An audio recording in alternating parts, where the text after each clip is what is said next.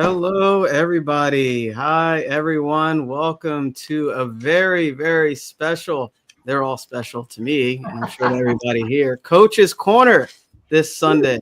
Yay. Uh, yeah, it is Memorial Day weekend in the U.S., and we kind of had a big surprise that we wanted to reveal here for everybody. Before we do, let's introduce ourselves. If this is your first time watching, if this is your first time seeing us, experiencing what we're sharing here, my name is Jamel Matias. I'm a certified mindset success coach, and my brand is Believe in the Unseen. Belief. It's all about believing in yourself, believing in that dream, believing in that goal for you. And my purpose is to reveal the hidden potential that's already there and guide you to your truest desires. So I work with individuals, business people, entrepreneurs, whatever it is that you want to achieve. I'm happy to assist and guide you there. And I'm in the Maryland area. Beautiful weather. Beautiful perception, isn't it? Beauty is in the eye of the beholder. And I'll pass it along to my amazing colleague, Alicia. Hello, everybody. I am Alicia Espinosa, also certified coach and values coach. And I am in Sweden, and I help people to create a life that feels good on the inside and not just look good from the outside. And I work with individuals, entrepreneurs, in leadership organizations, and I also have a special group just for men. Oh yes, just for men. So to help men have this space to discuss and grow together. That's me, Paul. Thank you, Alicia. And good afternoon to Alicia, and good morning if you're on the Eastern Time, Daylight Savings Time here. My name is Paul Wooters. I'm in Burlington, Ontario, Canada. I'm a Proctor Gallagher consultant, success mindset coach, author, speaker, adventure traveler. But at one time, it wasn't quite like that. I was doing what I thought were the right things, positive thinking and setting goals, but the results weren't matching. But imagine if you had a roadmap which gave you a step-by-step guide to help you get from where you are to where you want to be in the future. Your goals, your dreams, your plans, they're all within reach. You just need the tools to get you there. And so I help you with this fabulous transformational program to create the life that you want. It starts from the inside. And I'm going to tap into that and help bring it out so that you can live to your greatest possibilities. And I'm going to pass this over to Lou Perica. Hello, everyone. Welcome. Thank you for joining us. Thank you if you're catching the replay. So my name is Lou Perica. I, too, am a success mindset coach, and I work and I help strong women, strong, capable women. I help them reconnect with who they are through transformational thinking so they can build the life of peace, purpose, and prosperity. Because many of us have spent so much time raising children that we actually kind of forget who we are. So I help women reconnect with their purpose. And I am very excited to be with my colleagues here today. And I will let Jamel introduce what we're about to discuss today.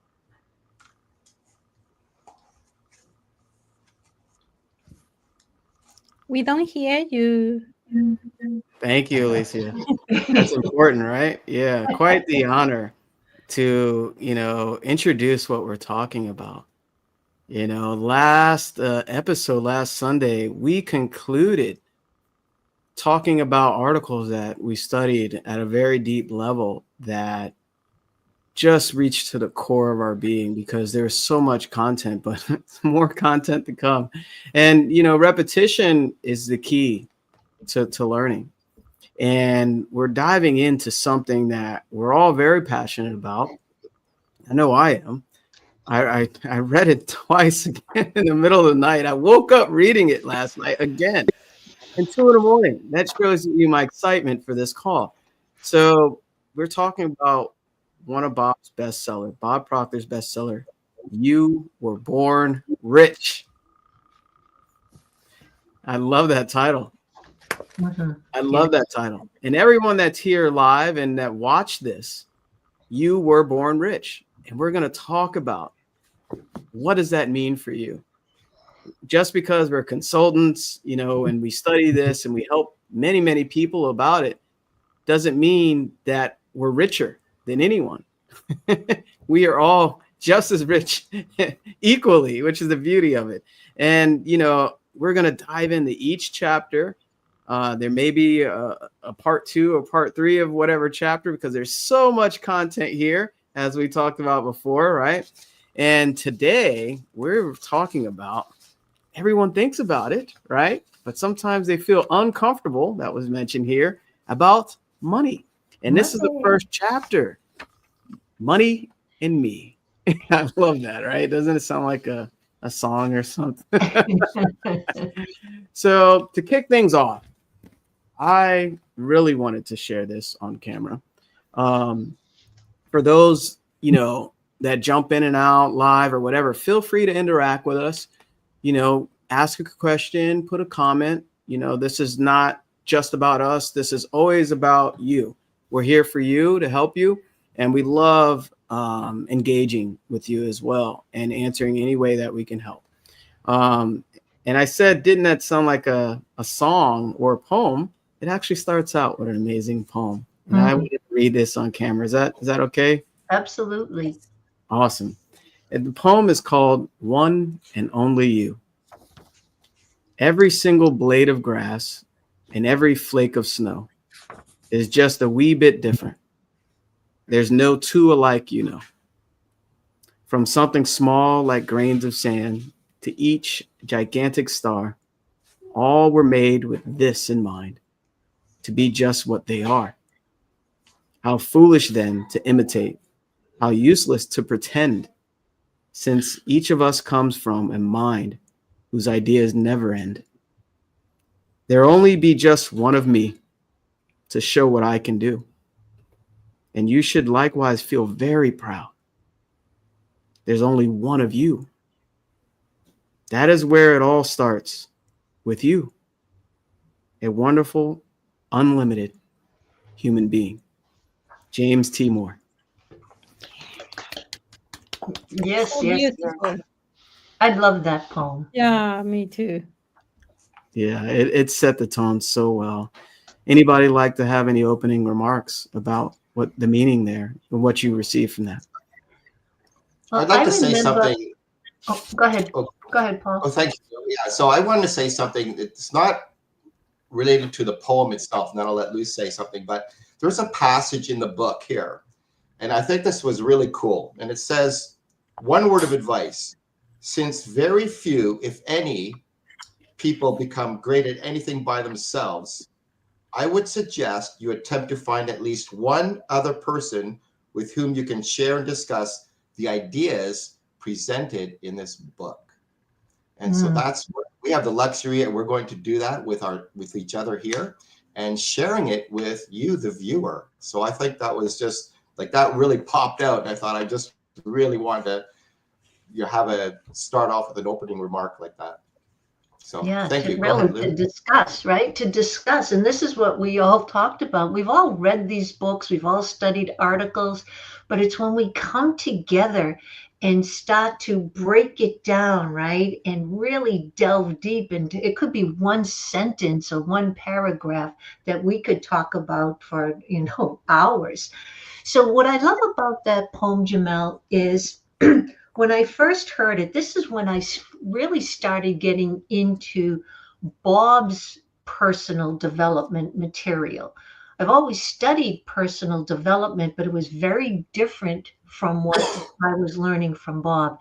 And when I heard him with that poem, I remember, I got to find where that poem is. I got to find where that poem is, because I really love how it says, each blade of grass, everything that is created has its purpose and its uniqueness, and it was designed to be just what it is. And it's really kind of, it's funny and sad in a sense that it took me over, over 5 decades to have a total stranger bring me my level of awareness that I have today. And I'm so, so grateful. I said, I just remember seeing this guy with the full head of white hair, and he was teaching me things that I never learned before. But I love the simplicity of that poem. And it really does hit home, right? Each and every one of us are unique. And I never really explored that. I was just always going along. So now I'm learning to love my uniqueness and embrace it. So that's what I love about that poem.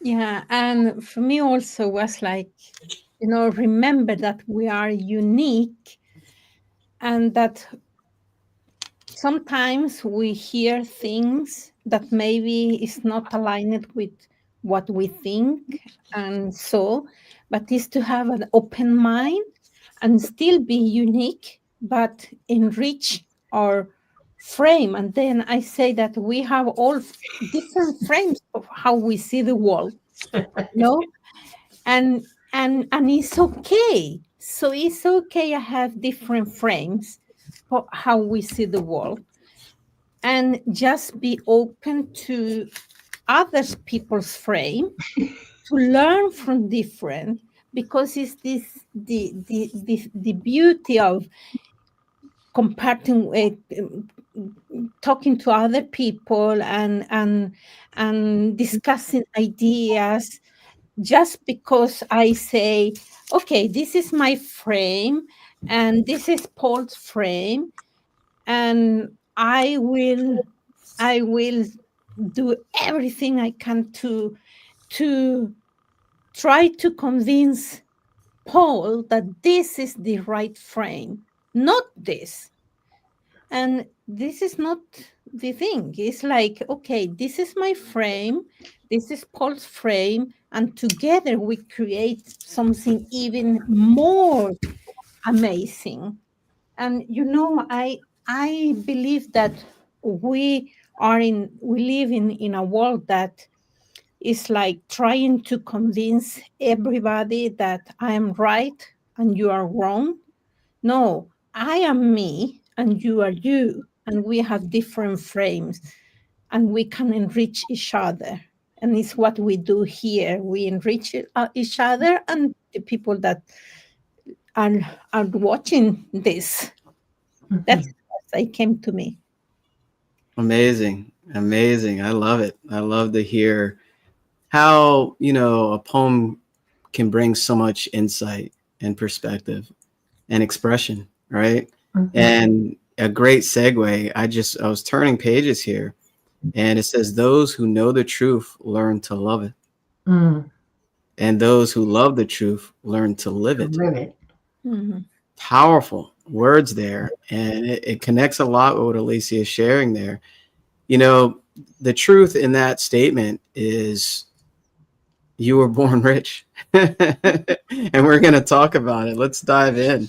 The first chapter, it's me and money, your relationship with money. And it talks about, just explaining the importance of money right in the beginning, because there's so much conditioning, so many thoughts about money, myself included, right?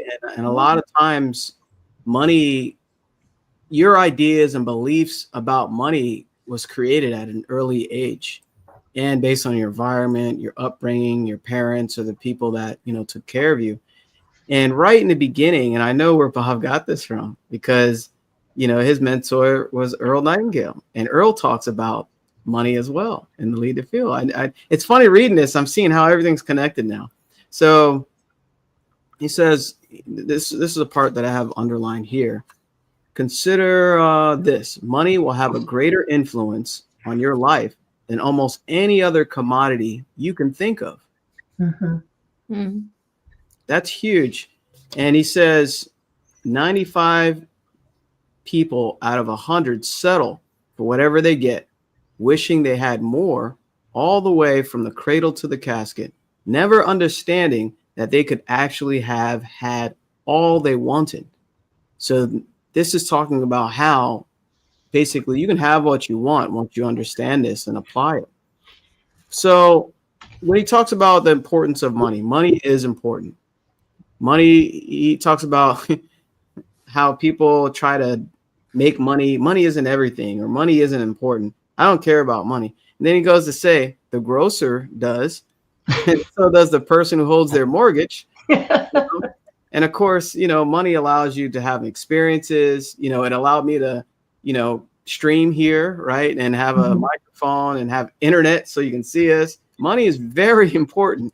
And money is a servant. You are the master. So there's so much here. And I'll pass it to someone that wants to talk about the importance of money so we can kind of gradually move forward there. Yeah, I will. I just wanted to start with the title.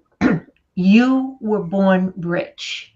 That means everyone was born rich, but that doesn't necessarily mean you were born in a state of wealth where you had servants, et cetera, et cetera. What it means is you were born rich because you have the ability to think, and abundance is contained in thought. It's how you think about money. What is your perspective? What does the conditioned mind think about money? And many people thought, and I'm sure a lot of people can resonate, we grew up with money is evil. You have to work really hard for it. It takes, you have to be lucky, right? You'd be in the right place at the right time.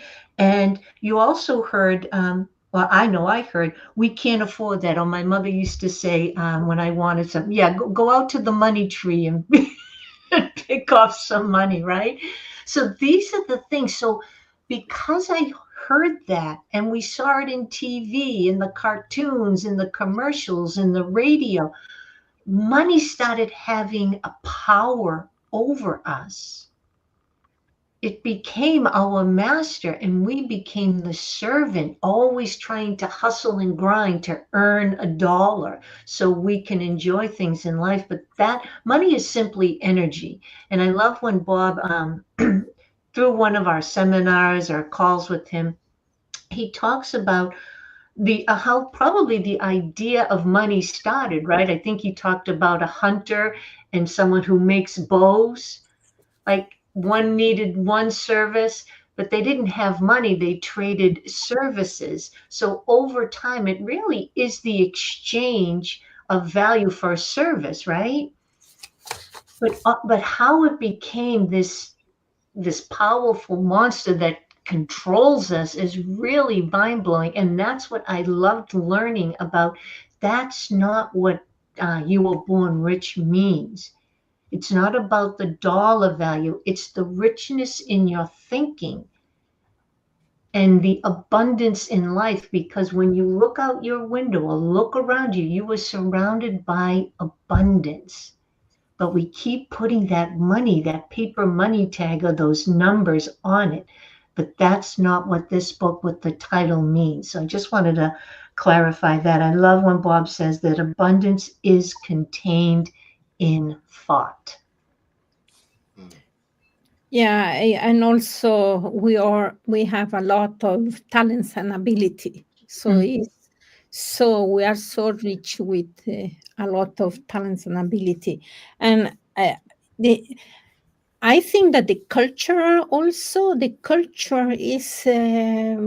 some of the reasons you also, or at least for me, was very, how it affected the thought that I have about money, because I am from a Catholic, and it was like I went to the church and they were talking about that you cannot have so many things because then you will not arrive to the heaven. You will go to so it's that it was at the same time that the culture says not so nice to have things, the other part of the culture is like, it's only if you have money then you are worthy something, or you are, it's like, come on. So all my life when I was a child, I was in shame because I didn't have the money. So it's shaming all the time. Like I didn't want to go with people with, because I don't have the money to go to buy a candy or something like that. So I Mm. started to work very early, in the earliest. But the money story continued to come with me to my adult life. So all the money stories that, as you say, said Lou, that it's difficult to earn. The people that have money, they are not good. They want even more. They are so, all this. I needed to change the stories that I have in mind. And I still feel that they sometimes then pop up, those stories. For sure. It's something that is, and it's not so nice to talk about. So everybody, shh. No, no, no. Yeah. And also that people think, and it also for me, like, if I don't have that type of amount in the bank, then I'm not nobody, you know. So this is so strange. Oh, yeah. Money beliefs are so powerful, so Yeah, those, ingrained. Paul. yeah, no, those are great examples, and it's very common.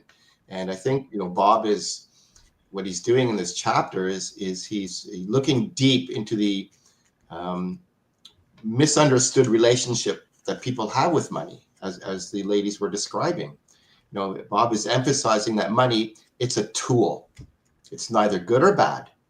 It's just it's one's attitude toward it Mm. that will impact their financial status.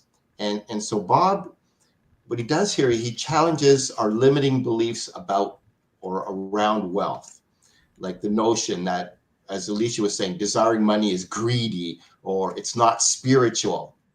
Mm. And he's encouraging you as the reader to shift that mindset and see money. It's an avenue for freedom. It's an avenue for service and for creative expression. And so the chapter is, I think, laying the foundation for the understanding that financial success begins with changing how we think about money and our self-image in relation to it. So, we're looking at the root of most people's financial struggles, their mindset and their beliefs about money. And he explains that the way we were conditioned to think about money, as Alicia gave such great examples, and Lou, that especially in early life, that causes this, inner conflict as to how we really think about money. And going forward, as Alicia said, right, even though, that little voice keeps creeping back every now and again, it creeps in there, it creeps in there, it creeps in there. So, although people want money, like everybody wants money, but at the same time, they feel a little bit guilty about desiring it because of that inherited belief that associates money with greed or selfishness or moral corruption. But it's just a as Lou was saying about the hunters, it's just money is just an exchange. It's just a means of exchange. It's a tool for expanding service. It's not a measure of one's character or worth. Mm-hmm. Well said. Yeah. Yeah, all well said. It's so powerful because money also allows you to see your own beliefs about it. Think about that, right? So if you're lacking in the money department, it's funny. Bob says, we're all born rich. We're just a little short of money. And then he laughs, right?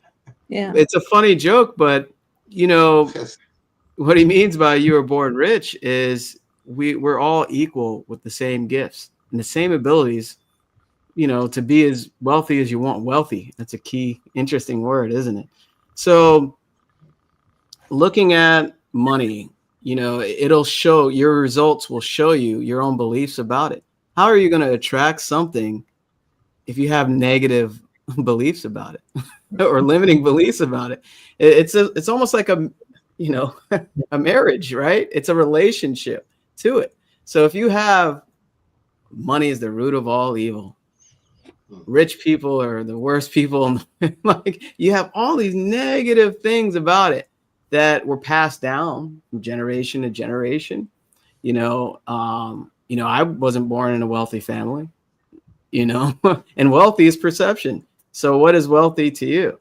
7 figures, you know, 8 figures, whatever, 6 figures. So the point is, it's also reflective based on what you how much you attract or how much you earn based on your life. You can look at it. That's been my belief system this whole time. And what's special? You can change it. You can change how you believe about money, especially if you desire more. I know pretty much every person I know would like to have some more money. You know, Sure. it's varying degrees. I'm sure each of us Welcome. here as well, right? So there was something also I wanted to share. Let me share my screen, how he explained it really well. Because this part right here is very important to emphasize. It's on a different, let me see here. There we go. Because this is most people, a lot of people, I say probably over 90% of people have these deep ingrained beliefs about what money is, right?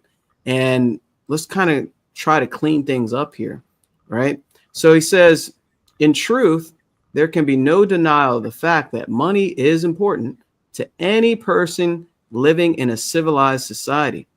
Therefore, to argue that it is not as important as this or that is absurd. So, for nothing can take the place of money in the arena in which it is used. Mm-hmm. So, let's talk about that a little bit, because I think that's, you know, we did talk about it, but right there, nothing can take the place of money in the arena in which it is used. What does that mean to everybody here? So what it means to me is I have this little book. I left it in Georgia. It's a little tiny pamphlet. It's called "Money is God in Action."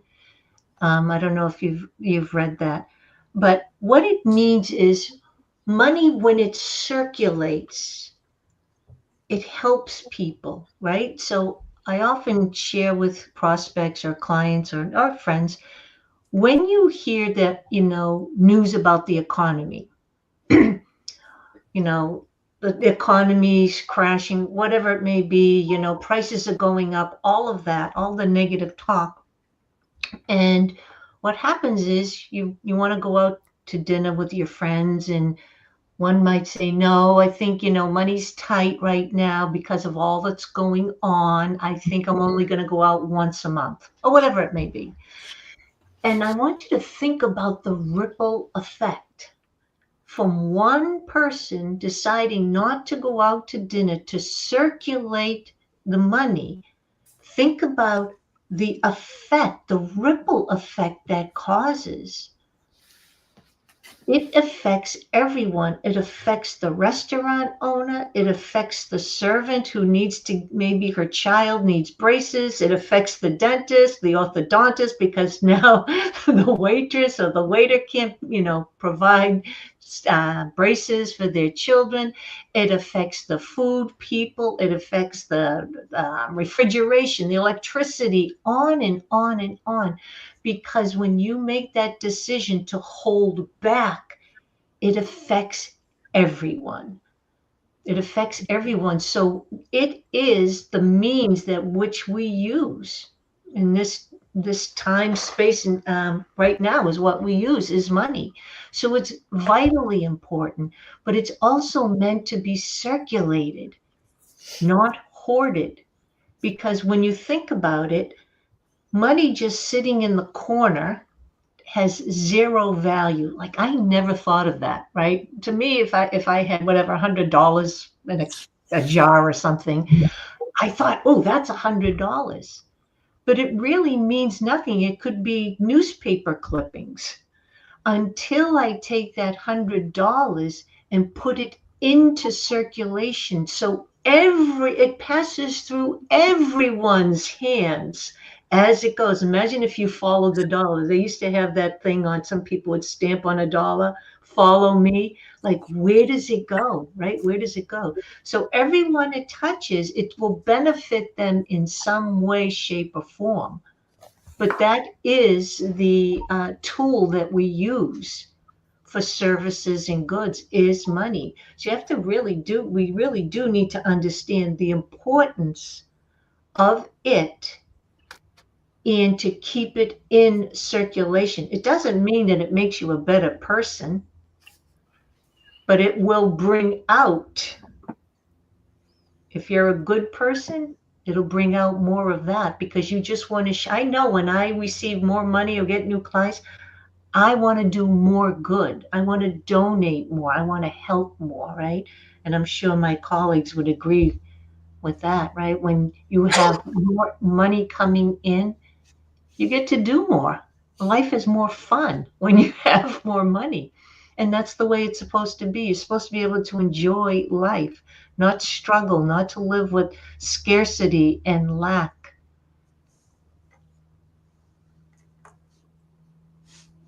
Yeah, thank you, Lou. So true, right? Because we don't, like Jamel said, like, what does that mean, the arena of your life?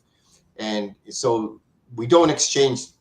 Occasionally, you might exchange services, things like that, with a friend. They'll do something for you, you do something for them, or something like that. But for the most part, it's a tool. It's for an exchange of service, or it's for services rendered, or something like that, right? And interesting that we talked about circulation, because we talked about that last week. And it has to circulate in order to have any value. But in our lives, right, everything we do, like Jamel said earlier, the grocer, he needs the money. You're going to get gas. You're going to do whatever you're going to do. You need that exchange of money. And I like that Lou said, money, it's not evil. It's just a tool. And it amplifies who we are, right? It doesn't make you something different, but it just amplifies who you are. And so you really need to understand that, prosperity, we're talking about me and money, and that you were born rich. Prosperity is a natural state. So we have to break free from that poverty consciousness if you want to attract wealth. And so Bob, he introduces an idea that we're going to attract money by aligning with its frequency through their thought, belief, action. And that the starting point is really changing our paradigm, these subconscious beliefs that govern our behavior. Mm-hmm. Alicia. Yeah, for me, what it says is that, okay, every tool have its specific function. And in the median of the specific role for the money is in the economy. So it is a tool for the economy, like to buy food, to pay the rent, or to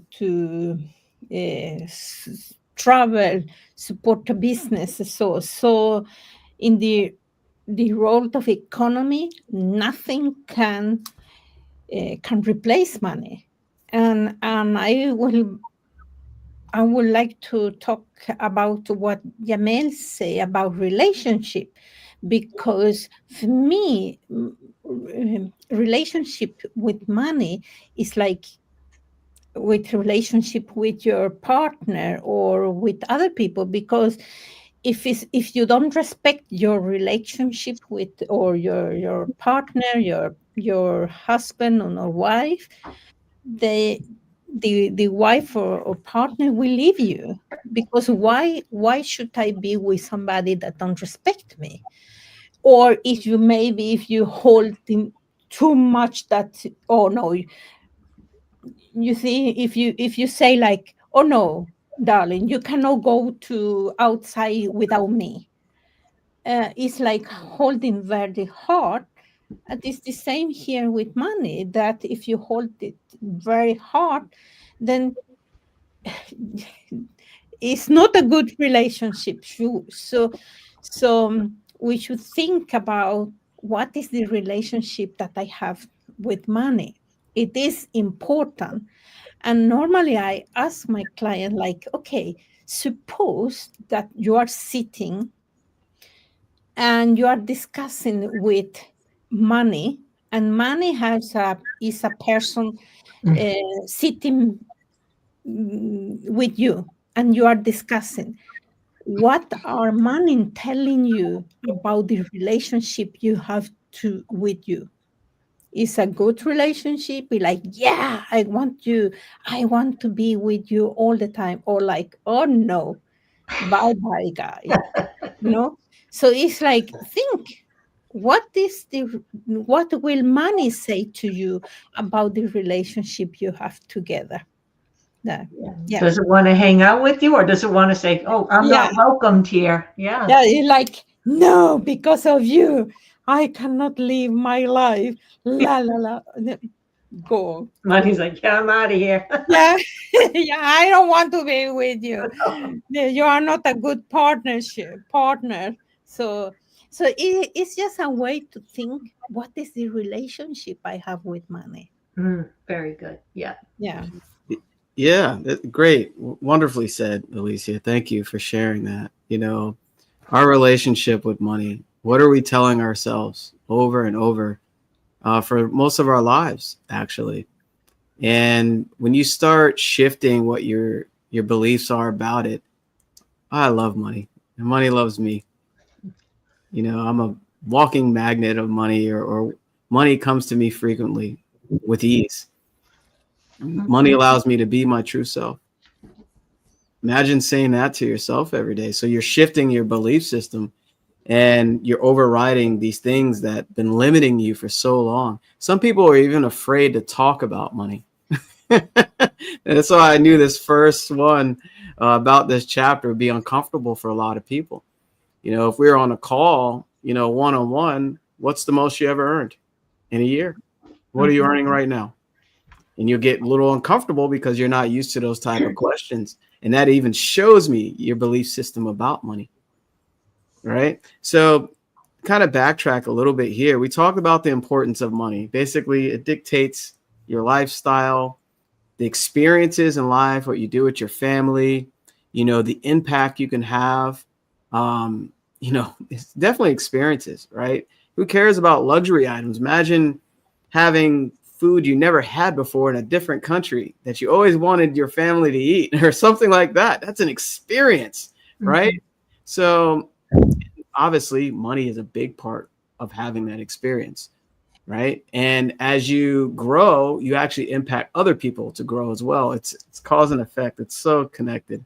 So we talked about the importance of money, but Lou shared as well, money is the servant, right? So he says, now that I have affirmed the importance of money, always remember, money is a servant.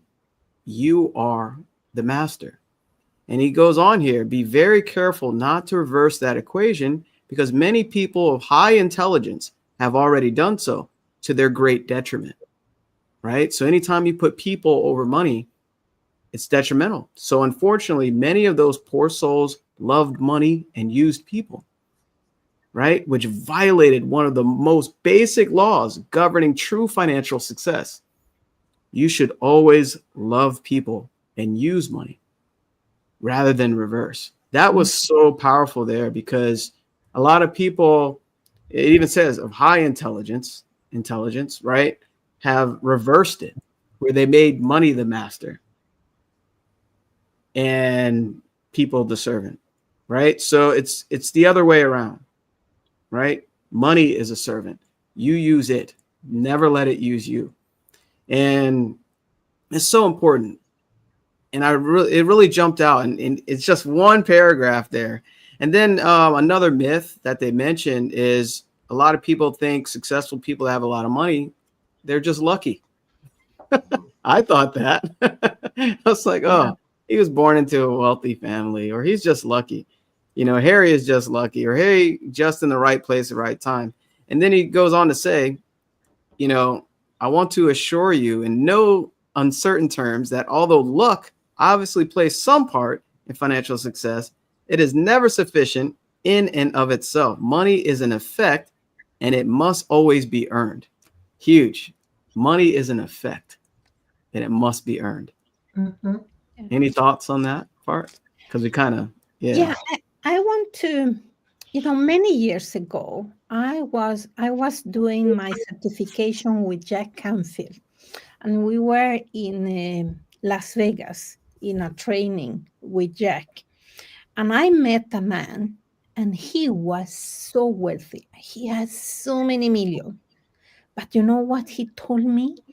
He told me, Alicia, I cannot be happy for my money. And I asked him, why? You have money? Yeah, I have a lot of money, but I cannot be happy because when he was a child, when he was 8 years old, he got some money from his father, and he came with the idea to buy newspaper and go to the neighborhood and sell them and get money. So he did that, and he got a lot of money there for a child. And when he came home, he was so happy. So he said to his mother, "Look, I earned this money." And she said, "What you did?" "Oh, well, I buy the newspaper," and he explained it.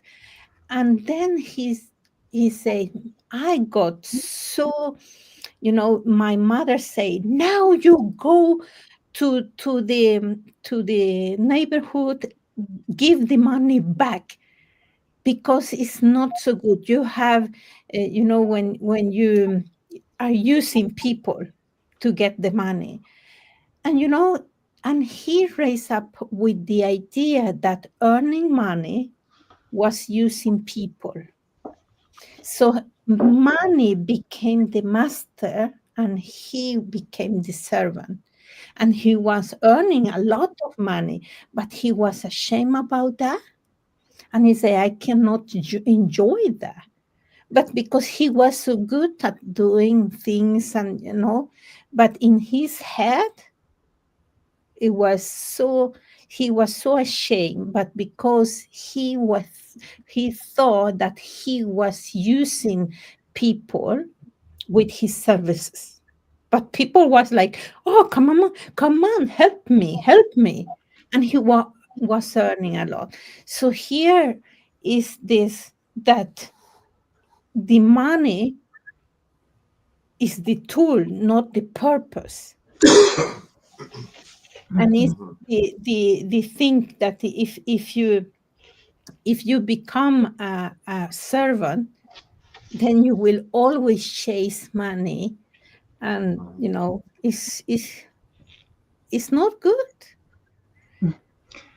And I have here that so money is just, it's energy in motion, and determining and depending on how you think about it and how you use it, how you circulate it, it will flow back to you. I have this, I typed out this. It says everything is energy and money is a medium of exchange, just like Paul had mentioned. It flows from person to person, business to business, country to country. Just like electricity flows through a wire to power your home, money flows to power economies and lives. Its value comes not from sitting still, but from being in motion. And this is why when we talk about we talk about attitude quite a bit. If you have two salespeople and one has a crappy attitude and the other one has a serving heart, who do you think is going to attract more clients and better clients? It's really just the flow of energy, because the energy you put out always returns to its origin, and it will return in the case of we're talking about money, the effect through new clients, ideal clients, while the other person with the lousy attitude is attracting clients, or prospects with the similar attitude.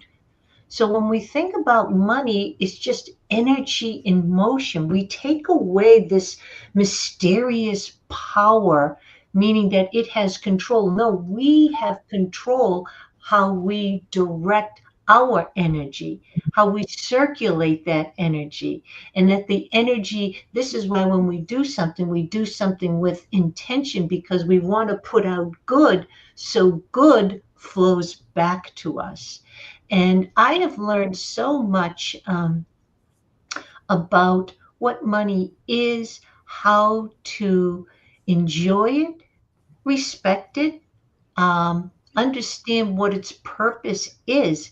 And it's so night and day from how I was raised.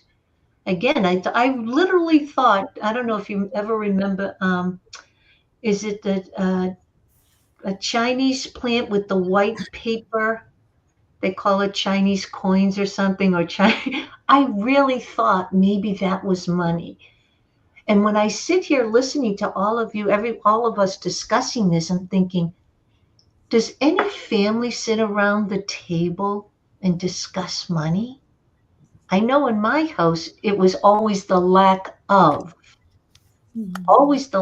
money.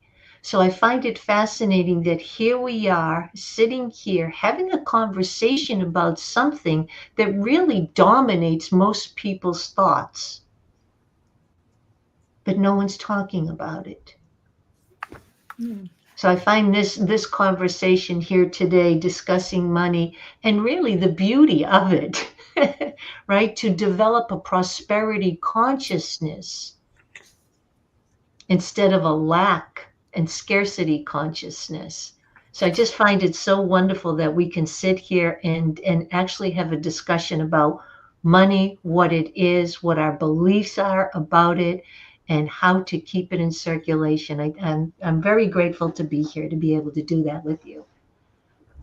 I love it. Wow. Yeah, wow. I mean, I love Alicia's example of that fellow, and I love what Lou just said as well. Here's this fellow that he's providing a service and value to others, and that's what wealth is a byproduct of that. You provide good service and value to others, and you are worthy. You're worthy of that wealth, and so everyone's capable of being rich. And then Lou just said something very interesting about this shift in perspective, how we have to look at things. And so we do need to shift our perspective from this lack to abundance. And it's not a bad thing. And from fear to purpose. So we have to begin, as was said by Jamel, seeing money as a servant and not the master. But we just really have to understand that we're worthy of that, and providing a good service and a good value to others. You get that exchange. You get the exchange of money. So, and then as Lou talked about earlier, you keep that in circulation. But there's nothing wrong with if you are providing a good service, you're not, ripping anybody off or doing someone an injustice by giving of good value. So, what is of good value? And I think there was, I'm not sure if it's in this book and it's later on, and, Bob was talking about, someone going, way up northern Canada or something, and, and trying to sell a piece of artwork that's worth, $5,000, and exchanging that for some skins that that the hunter had caught. Mm. But the artwork, although it was worth $5,000, it has no value to that guy. But Mhm. he might sell that person a new rifle or a new hunting equipment, which might be worth $100, and that has real value because now that person can go out and continue to do the work that they're doing, where that piece of artwork is absolutely of no value to that person. Yeah, useful value. Yeah. So good. I love that too. That Yeah. little story. Cool. Yeah. Something that I would like to say is that I put here this like, if money becomes the master, then it will enslave. You see, Mhm. enslaves Mhm. your Yeah. core values, your time, your identity. Mhm. When money becomes the master. So a question that I would like to ask you is that, am I using money or is money Yes. using me? Mhm. Yeah. Yeah, this is so good. There's so much value being shared on this call, as I expected with this particular chapter. And I know we're going to do a part 2 to this as well, right? Well, hopefully, because there's so much more in this chapter. And, we talked about a lot of different things, our belief system about money, myths about money. And I think that story is from Science of Getting Rich, Paul, about the when you sell. The artwork. Yeah. Um, so there's something that Lou touched on earlier that I kind of want to revisit. It said a third thing you should know about money is that it is valuable only as long as it's being used. Mhm. So we talked a lot about that, right? Money is not meant to be taken out of circulation. Rather, it is meant to be used, enjoyed, and circulated. So the exchange of money and value, you put it back into another service. So for instance, let's say you invested in your personal development. Imagine what that allows for you. You grow with a certain type of value and you're putting it into circulation, right? And actually, there was a question here that showed up. Rajesh, thanks for joining us, Rajesh. He says, how are you, and how do you deal with the outside world? So that's a very It's a big question. yeah, it's a great question too. Because it's basically what we're talking about uh, Mhm. in terms of money, right? Remember the stick person. I talked about this earlier today, just to answer briefly, right? You can allow the outside world based on your sensory factors to dictate, what you accept or reject. You can see, hear, smell, taste, and touch. And you have the ability to accept or reject any thoughts that you want in your conscious mind. This is your subconscious. So essentially, it's that. It's just being aware of your thoughts and what you allow into your subconscious, and to deal. See, I can even see in your speech there, deal. So you're seeing a negative, right? Because you have to deal with it. That's a negative perception. Maybe how do you interact with the outside world be a different way of seeing it, right? Mm. So interact to your better creative. Anybody want to share I want anything? to say something there, because if the problem that you have are temporarily, is often the storm of life, but this is continual or is like, all the time, then the storm is inside you. Because life is like a magnet. If I have a positive and negative side, and it's always there. So when the problems are very like it comes not all the time, then it's life trying to tell you something, but this is all the time, the same problem, is the storm is inside you. Then you need to work with your thought, with your thinking, with your mindset, with the subconscious beliefs that you have. This is how I take that. That's Yeah. good. Do you have a storm prop over there, Alicia? Or you can make it rain? No, I don't have that. Yeah. And when you think about it, right, there's 8 billion people in the world. We're all living on the same earth, and yet each one of us is having a different experience.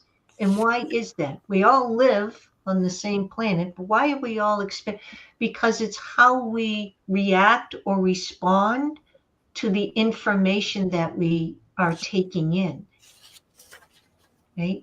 So many times, people will, the sky is falling,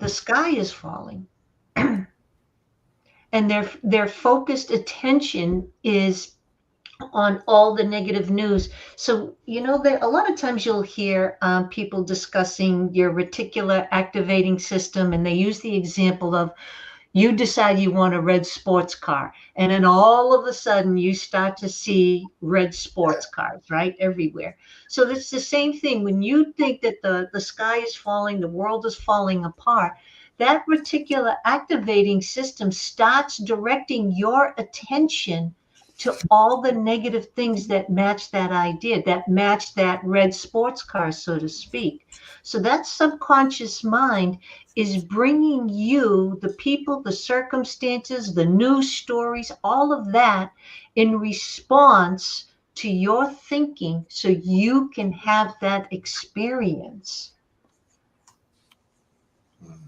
So this is why everything, just like in Jamel's background, it's thinking into results or thinking from results. Where is your thinking? This is, why is my thing? Oh, anyways, so where is your thinking? Where are you allowing your thoughts to go? Because when you think of it, you have the ability to think negatively, neutrally, or positively. But you can't split your energies. You have to decide which energy you're going to give your attention to.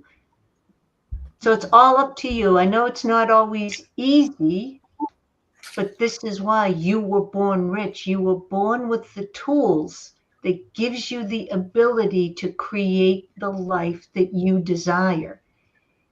But you must believe, just like in Jamel's, right? You must believe that you are able and capable of doing it.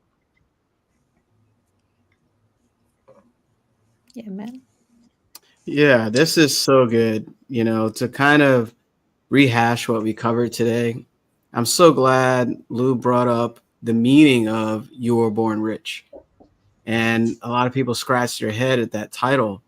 And now you have a better understanding of what that really means. You really are born rich. And we're tapping into that richness.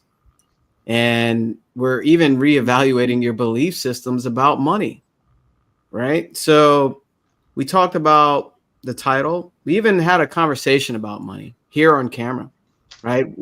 All four of us probably still have certain beliefs about money. Oh, sure. But we showed up here on camera and talked about it, and with people we don't even know. So imagine you even having an internal dialogue to revisit your thoughts about money, or even a conversation with your loved one or your family about money. I'm like Lou. I come from a background where we didn't talk about money. It was always putting things on layaway. That's wishing, like you put it there and make small payments and get it around Christmas or birthday next year. That's where I came from. So imagine that mindset of just seeing lack, right? But I'm grateful. I'm so grateful because of who I am now and who I became and my own perception on it now. I just love it. And so we talked about the title of the book, The Importance of Money. So if you don't think money is important. Now you know it is. And also, money is a servant. Money is a servant. We talked a great deal of that. Alicia shared an amazing story about, reversing, having money become the master, which you never want. We also talk about money must circulate, the movement of money. And we shared so many different things with that. We didn't mention Mr. Chapman's name, but it's an interesting story. Maybe we'll have a sequel Next to week. this. Yeah. So obviously there's more here in just one chapter, and we have different things going on. But of course, if you want a copy of this, just reach out to me. We'll hop on a call. And speaking of call, make sure you reach out to one of us, whoever you resonate with, especially if you want to have a conversation about money or you want to earn more money. It doesn't matter what the goal is. It just equals the growth that you seek. So make sure you take an action. Our call links are in the description of whatever platform you're looking at, and we'll set up a time to speak with you. I always love talking to new people, especially about money, because it's important. I know the importance of it, and it changes your entire lifestyle. So this has been great. This is a great introduction to chapter 1. Anybody have any last words to share here? We're made great time. Just remember that whether it's prosperity, success, wealth, whatever it is, it's all a state of mind. Everything starts in the mind. And this is why we emphasize understanding how your mind works is so important. But it's all a state of mind. All right. Well, we'll do a sequel next Sunday on this same topic, me and money, on Money, the book money. You Were Born Rich by Bob Money. Proctor. So yeah, we need some You can- audio going out. Abba, money, money, money. Money. Oh yeah, see, we Yeah. have some singers here as well. It's like, come on in and bring your friends, right? You just invite money. Come on in. That's right. Sit down, enjoy, bring your friends, bring your family. That's right. Have a money vibration, everybody. I left all of my money somewhere else. I know. Money vibrations and on Coach's Corner. You never know what you'll get here. Absolutely. We'll see you next Sunday. Make sure you tune in. And most importantly, reach out to one of us, especially if you want more money and more growth. And hopefully you're entertained as well.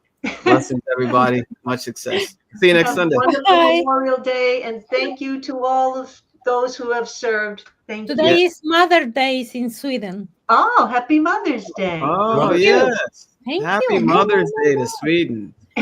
Yeah. And for all those that served, in the U.S. as well, happy Memorial Day weekend, everybody here. Yes. My dad included, he's a veteran. So Thank you for our freedom and the ability for us to have this conversation today. Absolutely. Absolutely. Yeah, that's a good close right there. Absolutely. Bye, everybody. Thank you. Bye. Thank you.